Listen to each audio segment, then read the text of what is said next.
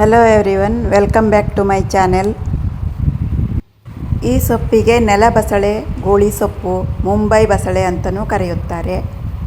ಇದರಿಂದ ಇವತ್ತೊಂದು ಆರೋಗ್ಯಕರ ರೆಸಿಪಿಯನ್ನು ಮಾಡಿ ತೋರಿಸುತ್ತೇನೆ.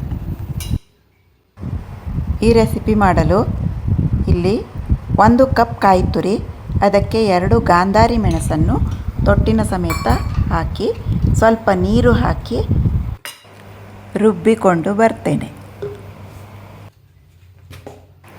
ರುಬ್ಬಿದ್ದನ್ನು ಪಕ್ಕಕ್ಕೆತ್ತಿಟ್ಕೊಳ್ಳೋಣ. ಈಗ ಈ ಸೊಪ್ಪನ್ನು ಪಟಾಪಟ್ ಅಂತ ಕಟ್ ಮಾಡ್ಕೊಂಡು ಬರ್ತೇನೆ.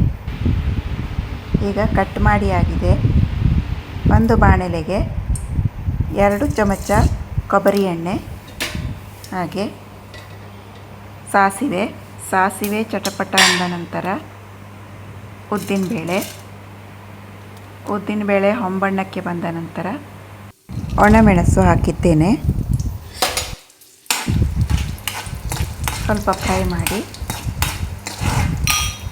ಈಗ ಮಡ್ಡಿ ಇಂಗನ್ನು ಸೇರಿಸಿದ್ದೇನೆ. ಹಾಗೆ ಕಟ್ ಮಾಡಿಕೊಂಡ ಗೋಳಿ ಸೊಪ್ಪನ್ನು ಸೇರಿಸಿ ಒಂದು ಸಲ ಮಗುಚಿ ಮುಚ್ಚಿಡಬೇಕು. ಇದಕ್ಕೆ ನೀರನ್ನು ಹಾಕುವ ಅವಶ್ಯಕತೆ ಇಲ್ಲ. ಉಪ್ಪು ಹಾಕಿ ಮುಚ್ಚಿಟ್ಟರೆ ಅದು ಬೇಗ ಬೇಯುತ್ತದೆ.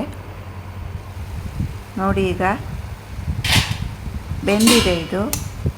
ಇದನ್ನು ತಣ್ಣಗಾಗಲು ಬಿಡಬೇಕು. ತಣ್ಣಗಾದ ನಂತರ ಇದಕ್ಕೆ ಮೊದಲೇ ರುಬ್ಬಿಟ್ಟ ಮಸಾಲೆ ಹಾಗೆ ಸ್ವಲ್ಪ ನೀರು ಸೇರಿಸಿ ಬೇಯಿಸಿದ ಗೋಳಿ ಸೊಪ್ಪು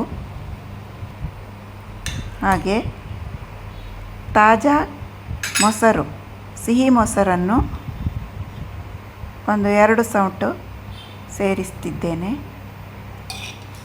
ಗಟ್ಟಿ ಮೊಸರು ತುಂಬ ಚೆನ್ನಾಗಿರುತ್ತದೆ ಹಸಿ. ಇದು ಮಧ್ಯಾಹ್ನದ ಊಟಕ್ಕೆ ಮೊದಲ ಅನ್ನಕ್ಕೆ, ಬಿಸಿ ಬಿಸಿ ಅನ್ನಕ್ಕೆ ಹಾಕಿಕೊಂಡು ಕಲಸ್ಕೊಂಡು ಊಟ ಮಾಡ್ತಾ ಇದ್ದರೆ ತಟ್ಟೆ ಪೂರ್ತಿ ಖಾಲಿನೇ ಆಗೋಗುತ್ತದೆ. ಈಗ ರುಚಿಗೆ ತಕ್ಕಷ್ಟು ಉಪ್ಪು ಹಾಕಿ ಮಿಕ್ಸ್ ಮಾಡಿದರೆ ಗೋಳಿ ಸೊಪ್ಪಿನ ಹಸಿ ಅಥವಾ ಮೊಸರು ಬಜ್ಜಿ. ಇದು ನಮ್ಮ ಹವ್ಯಕರ ಭಾಷೆಯಲ್ಲಿ ಮೊಸರು ಬಜ್ಜಿ ಅಂತಲೂ ಕರೆಯುತ್ತೇವೆ, ಸಾಸಿವೆ ಅಂತಲೂ ಕರೆಯುತ್ತೇವೆ. ನೆಲಬಸಳೆ ಸೊಪ್ಪಿನ ಹಸಿ ಅಥವಾ ಗೋಳಿ ಸೊಪ್ಪಿನ ಹಸಿ ಅಥವಾ ಮುಂಬೈ ಬಸಳೆ ಸೊಪ್ಪಿನ ಹಸಿ ರೆಡಿನೇ ಆಗೋಯ್ತು. ಬಿಸಿ ಬಿಸಿ ಅನ್ನಕ್ಕೆ ಮೊದಲು ಈ ಹಸಿಯನ್ನು ಹಾಕಿಕೊಂಡು ಊಟ ಮಾಡಿದರೆ ಆರೋಗ್ಯಕ್ಕೆ ತುಂಬ ಒಳ್ಳೆಯದು. ಗೋಳಿ ಸೊಪ್ಪನ್ನು ನಾವು ಮನೆಯಲ್ಲೇ ಬೆಳೆದದ್ದು. ಇದು ಮಲೆನಾಡ ತೋಟಗಳಲ್ಲಿ ತುಂಬಾ ಸಿಗುತ್ತದೆ. ಈ ರೆಸಿಪಿ ನಿಮಗೆ ಇಷ್ಟವಾದಲ್ಲಿ ಲೈಕ್, ಶೇರ್, ಕಮೆಂಟ್ ಮಾಡಿ. ಹೊಸಬರಾಗಿದ್ದರೆ ಸಬ್ಸ್ಕ್ರೈಬ್ ಮಾಡ್ಕೊಂಡು ಚಾನೆಲ್ ನೋಡಿ ಸಪೋರ್ಟ್ ಮಾಡಿ. ವಿಡಿಯೋ ನೋಡಿದ್ದಕ್ಕಾಗಿ ಧನ್ಯವಾದಗಳು.